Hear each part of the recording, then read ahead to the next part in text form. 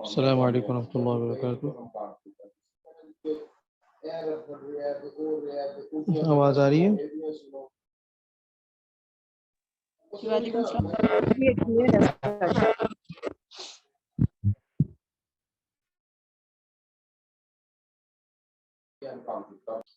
اچھا جی، ہمارا چل رہا تھا سورہ 3 چل رہی تھی نا، مکمل ہو گئی تھی. جی استاد جی استاد جی وہ مکمل ہو گئی تھی. تعارف پڑھنی ہے.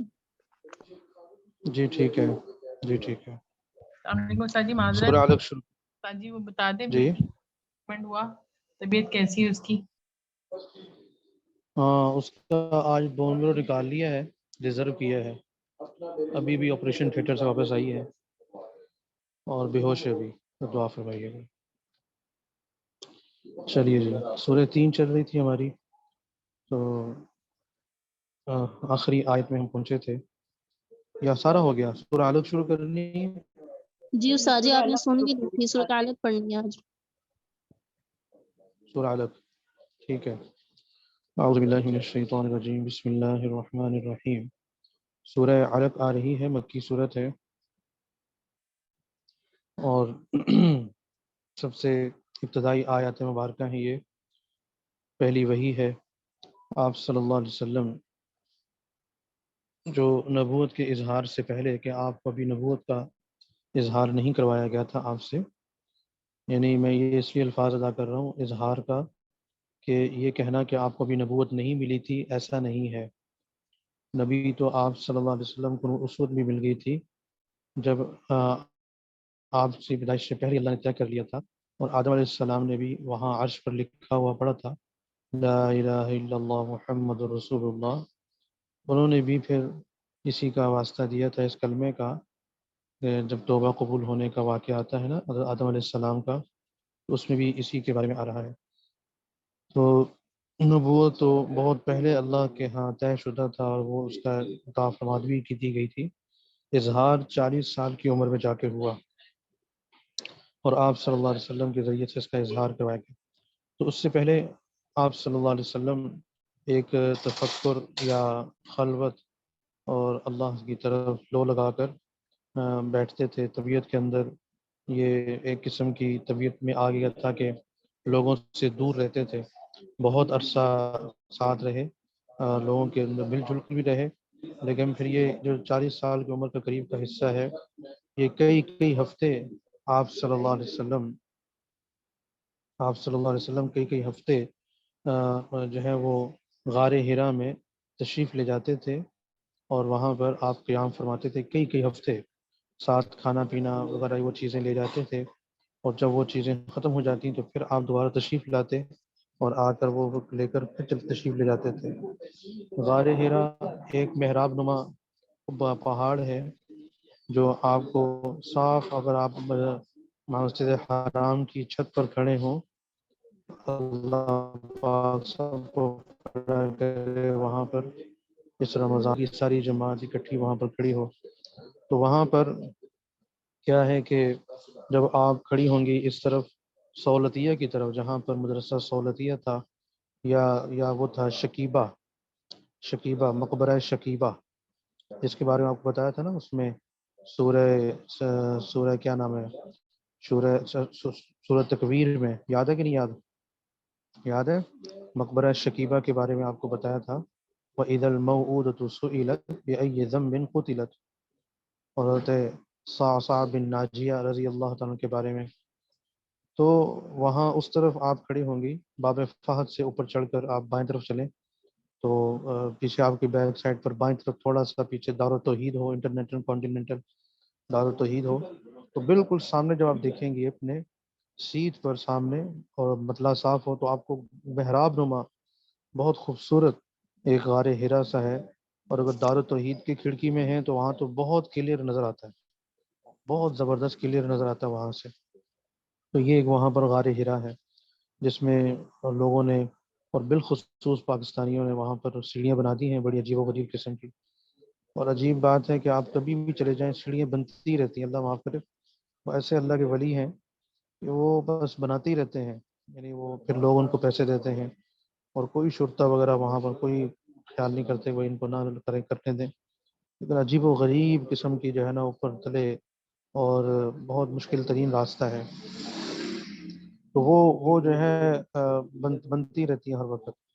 بہترین طریقہ یہ ہے کہ نماز فجر مسجد حرام میں پڑھیں اور پھر آپ تشریف لے جائیں، اور جو ہے فوراً وہ تو تشریف لے جائیں، پھر بھی کافی رش ہوتا ہے، یا پھر یہ کہ عشاء پڑھ کے چلے جائیں، لیکن وہاں پر وہ بندر وغیرہ اور کافی اس طرح کی چیزیں ہیں جو کافی پھر تنگ بھی کرتے ہیں بعض اوقات۔ بہرحال یہ وہ جگہ ہے جہاں آپ صلی اللہ علیہ وسلم قیام پذیر ہوتے تھے، اور غور و فکر، وہ عبادت کیا تھی؟ غور و فکر تھی، تفکر تھا ایک طرح کا، خاموشی کے ساتھ۔ تو اس میں یک کیا دیکھتے ہیں آپ صلی اللہ علیہ وسلم کے ناموس حضرت جبرائیل علیہ السلام، حضرت روح الامین، وہ تشریف آوری ہوتی ہے ان کی، اور وہ آتے ہیں اور آ کر آپ صلی اللہ علیہ وسلم کو مخاطب کر کے آپ کو کہتے فرماتے ہیں یا محمد اقرا، یا محمد صلی اللہ علیہ وسلم آپ پڑھیے، اقرا پڑھیے۔ آپ صلی اللہ علیہ وسلم جواب دیتے ہیں ما انا بقارئن، میں پڑھا ہوا نہیں ہوں۔ پھر وہ دوبارہ کہتے ہیں اقرا، تو پھر آپ یہی کہتے ہیں میں پڑھا ہوا نہیں ہوں، ما انا بقارئن۔ پھر وہ کہتے ہیں اقرا، تو پھر آپ صلی اللہ علیہ وسلم کا یہی جواب ہوتا ہے کہ میں پڑھا ہوا نہیں ہوں۔ آواز ٹھیک آ رہی باجیوں کو؟ جی مطلب جی استاد نہیں آ استاد رہی؟ جی آ رہی ہے آواز ٹھیک۔ اچھا، تو آپ صلی اللہ علیہ وسلم یہی فرماتے ہیں ما انا بقارئن، یہ 3 مرتبہ جملہ فرماتے ہیں حضرت جبریل امین علیہ السلام۔ پھر اس کے بعد یہ 5 آیتیں مبارکہ جو آپ کو دکھائی دے رہی ہیں اس وقت، اس کا وہ پڑھنا شروع کر دیتے ہیں۔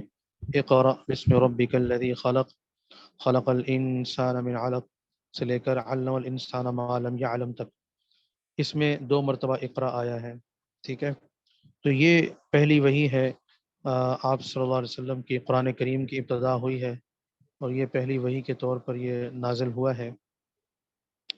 اور پہلی وحی دین اسلام کی یا قرآن کریم کی پہلی وحی بھی کیا ہے؟ علم کے بارے میں ہے، تعلیم کے بارے میں ہے، اور دنیا کی سب سے بڑی حقیقت تعلیم اس کے بارے میں ہے کہ پڑھنا پڑھانا یہ غیر معمولی کام ہے، کہ جو نبی سے بھی باجی میں سے فاطمہ جمیل کس کی مائک کھل رہا ہے؟ یہ مائک نہ کھولیں جی۔ تو اس میں یعنی پہلی وحی ہی علم کے بارے میں نازل ہوئی، پڑھنے پڑھانے کے بارے میں، اور آپ کو حکم دیا گیا پڑھنے کا۔ تو لہذا پڑھنا یہ اس کی یہ ابتدا ہے، یہ ابتدا بھی ہے، انتہا کام بھی یہی ہے، ابتدا کام بھی یہی ہے۔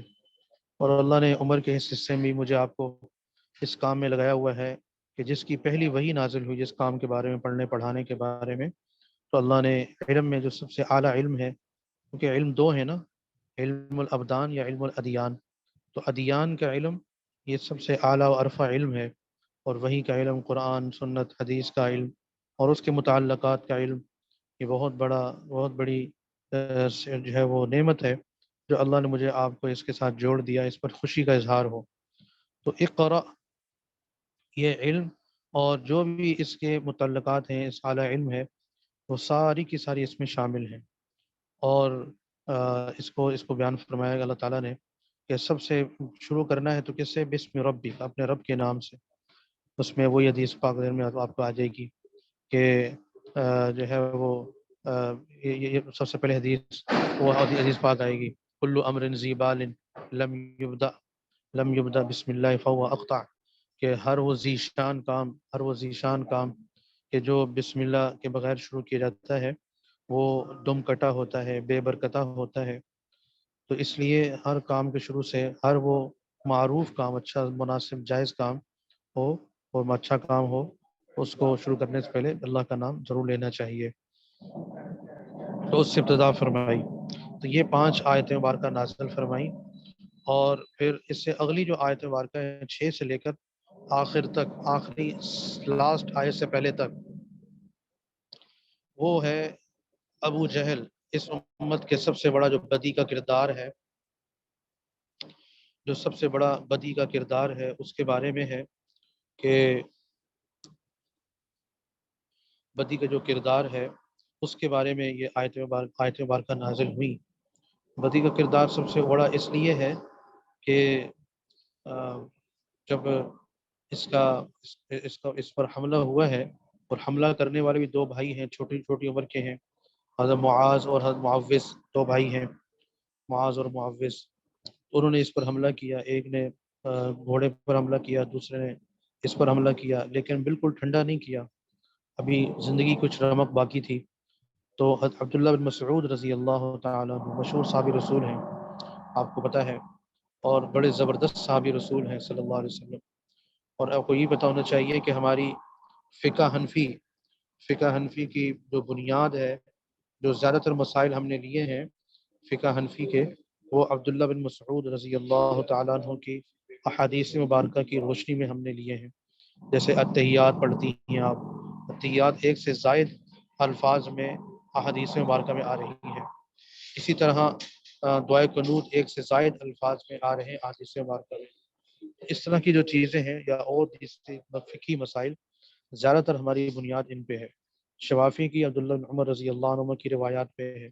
اس طرح الگ الگ ائمہ کرام کا رجحان جو رہا صحابہ کرام میں سے، تو امام ابو حنیفہ رحمۃ اللہ علیہ کا رجحان عبداللہ بن مسعود رضی اللہ عنہ کے بارے میں، اور یہ بڑے عجیب صحابی ہیں، بہت عجیب صحابی ہیں، یعنی طبیعت اپنی جسمانی لحاظ سے کیسے ہیں؟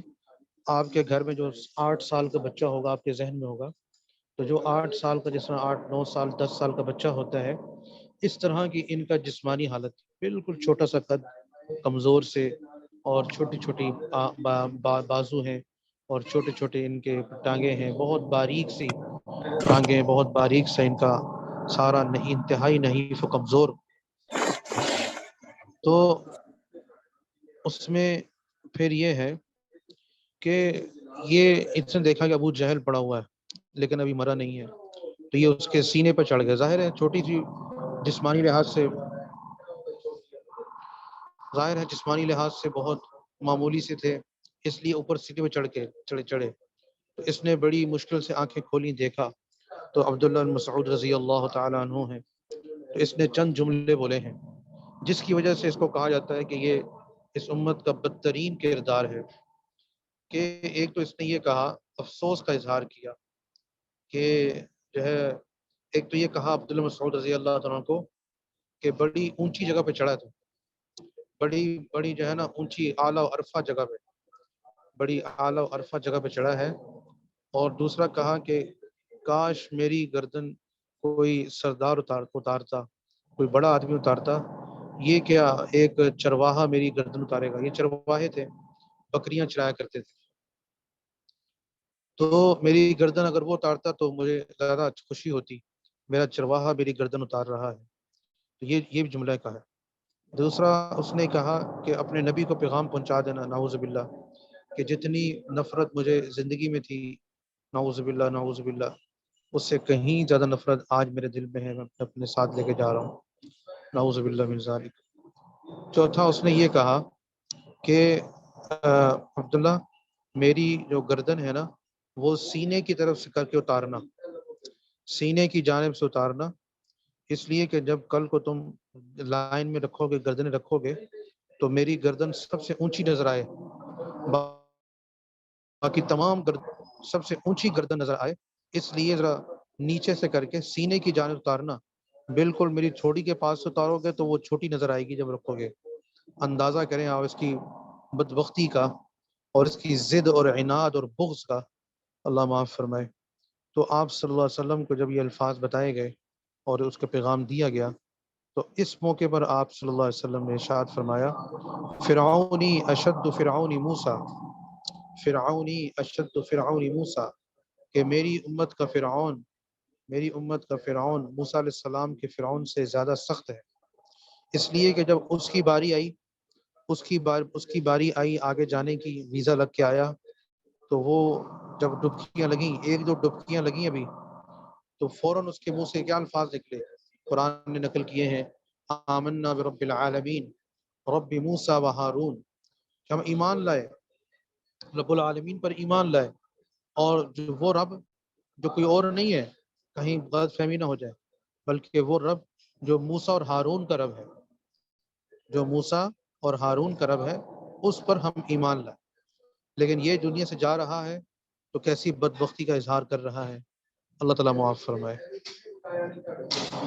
تو یہ اس شخص کے بارے میں اللہ تعالیٰ نے زبردست قسم کی سٹیٹمنٹ دی ہے اور زبردست قسم کا اس کو لتاڑا ہے، اور جو کچھ وہ دھمکیاں دیا کرتا تھا آپ صلی اللہ علیہ وسلم کو، اس کے بارے میں اس کو زبردست قسم کا منہ توڑ، جیسے کہتے ہیں نا منہ توڑ جواب اللہ رب العزت نے دیا ہے۔ ٹھیک ہو گیا؟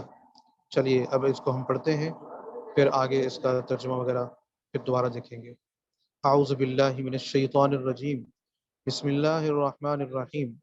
اقرأ، پڑھیے، پڑھو یا پڑھیے، بسمی، نام کے ساتھ، ربی کا، اپنے رب کے نام کے ساتھ پڑھیے، الذی، وہ رب، خلق، جس نے پیدا کیا، وہ رب جس نے پیدا کیا، خلق، پیدا کیا اس اللہ نے، الانسان، انسان کو، من علق، خون سے، خون جمے ہوئے خون سے، خلق الانسان من علق، جس نے پیدا کیا انسان کو جمے ہوئے خون سے۔ اقرأ، اقرأ، پڑھیے، پھر کہا پڑھیے، وربک، اس حال میں کہ آپ کا رب الاکرم، بڑا کرم والا ہے، بڑا مہربان ہے، بڑے کرم و نعمتوں دینے والا ہے۔ پڑھیے اس حال میں کہ آپ کا رب بڑی عزتوں والا، بڑے کرم والا ہے۔ الذی، وہ رب، علم، جس نے سکھایا، بالقلم، قلم کے ذریعے سے، جس نے اعلی علم قلم کے ذریعے سے تعلیم دی، سکھایا، علم، اس اللہ نے سکھایا، الانسان، انسان کو، ما وہ چیز، لم یعلم، جو وہ نہیں جانتا تھا، اللہ نے وہ کچھ اس انسان کو سکھا دیا ہے۔ ٹھیک ہے، اسی کو دوبارہ دیکھتے ہیں۔ اقرأ بسم ربک الذی خلق، پڑھیے اپنے رب کے نام کے ساتھ، وہ رب جس نے آپ کو پیدا کیا، خلق الانسان من علق، انسان کو پیدا کیا خون کے لوتھڑے سے، جمے ہوئے خون سے۔ اقرأ وربک الاکرم، پڑھیے کہ آپ کا رب بڑے کرم والا ہے، کرموں والا ہے۔ الذی علم بالقلم، اس کے کرم احسان کا، مہربانی کا ایک پرتو یہ ہے کہ اس نے علم سکھایا قلم کے ذریعے سے۔ علم الانسان ما لم یعلم، اور انسان کو وہ کچھ سکھایا جو وہ نہیں جانتا تھا، اللہ نے وہ کچھ سکھایا ہے انسان کو۔ تو یہ آ گیا 5 آیتیں وہی کی آپ کو بتائیں کہ ابتدائی آیات ہیں۔ تو اس میں 2 مرتبہ آ رہا ہے اقرا، اقرا، اقرا، ہے نا، اور اس سے پہلے 3 مرتبہ انہوں نے کہا، جبرائیل امین نے، اقرا، اقرا، اقرا، تو کل کتنا ہو گیا؟ 5 مرتبہ ہو گیا۔ 3 مرتبہ جبرائیل علیہ السلام کا پیشکش کرنا، یا اللہ کی طرف سے ان کو کہنا، عرض کرنا کہ آپ جو ہے پڑھیے، اور پھر وہی میں باقاعدہ اس کو اقرا کے ذریعے سے اس کو جو ہے وہ کیا گیا۔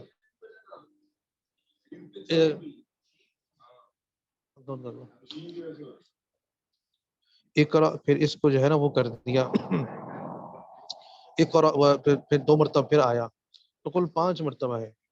تو اس سے ایک نکتہ ہے، تفسیر نہیں ہے، نکتہ ہے۔ علماء فرماتے ہیں کسی چیز کو اچھی طرح یاد کرنا ہو، سمجھنا ہو، بوجھنا ہو، تو اس میں 5 مرتبہ اس کو اگر آپ پڑھیں گی، 5 مرتبہ پڑھنا چاہیے۔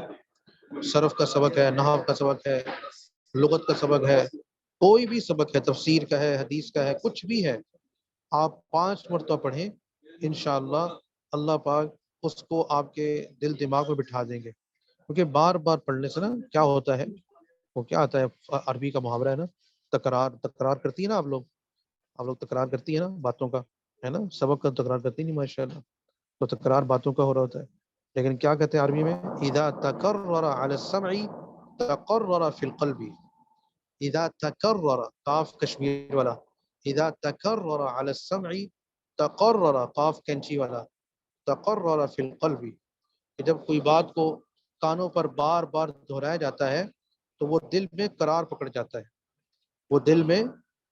جاتا ہے، ہے نا۔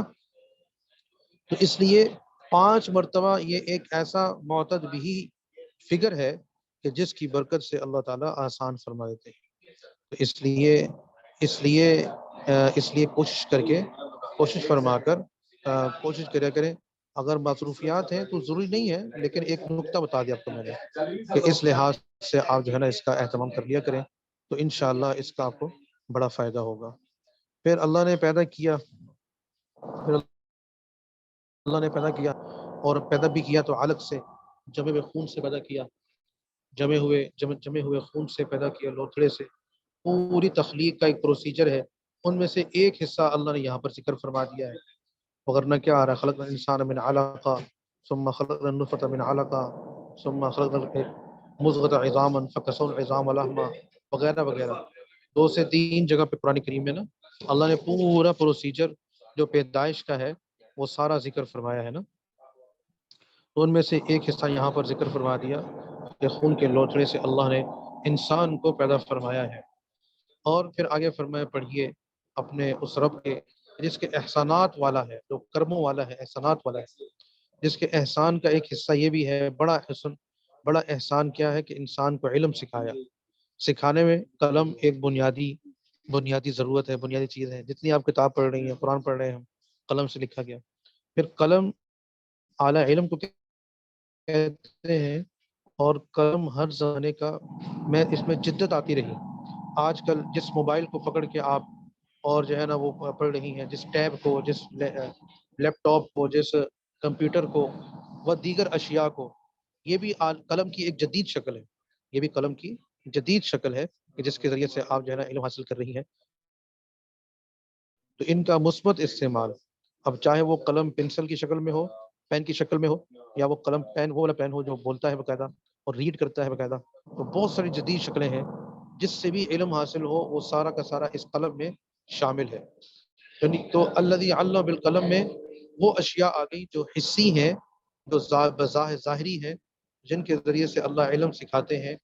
ظاہری اسباب، اگلی جو آیت آ رہی ہے آیت نمبر 5، ان میں ان اسباب کی طرف اشارہ ہے کہ جس میں بغیر ظاہری اسباب سے، جس میں وہی ایک بہت بڑا ذریعہ ہے. ظاہر میں کوئی اسباب نظر نہیں آ رہا، لیکن اس کو فرمایا کہ یہ اس کے ذریعے سے بھی اللہ نے تعلیم دی ہے، اس کے ذریعے سے بھی اللہ نے تعلیم دی ہے.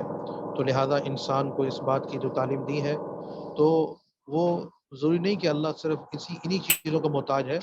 اللہ جب کسی کو سمجھ بوجھ اور علم عطا فرماتے ہیں تو وہ ان چیزوں سے ہٹ کر بھی اللہ تعالیٰ عطا فرماتے ہیں. جیسا کہ آپ صلی اللہ علیہ وسلم کو ظاہری کوئی بھی صورت نہیں تھی تعلیم کی، لیکن آپ کو علم دیا، اور ایسا علم دیا کہ پوری دنیا کا علم ایک طرف اور آپ صلی اللہ علیہ وسلم کا علم ایک طرف ہے. جی بالکل، کتاب بھی شامل ہے. ٹھیک ہے، یکفی چلیں. اور یہ بتائیں کہ کل پھر میں نے کون سی یہ تفسیر کروں، نہیں وہ کتاب کروں یا مشق ہوگی، یا کتاب ہوگی خلاصہ تجوید؟ سر جی کتاب کا کر آپ لیا نے تھا، فرمایا تھا نا بس کہ ہم ٹھیک کر ہو لیں گیا، گے. انشاءاللہ. بس ٹھیک ہو گیا. السلام علیکم ورحمۃ اللہ.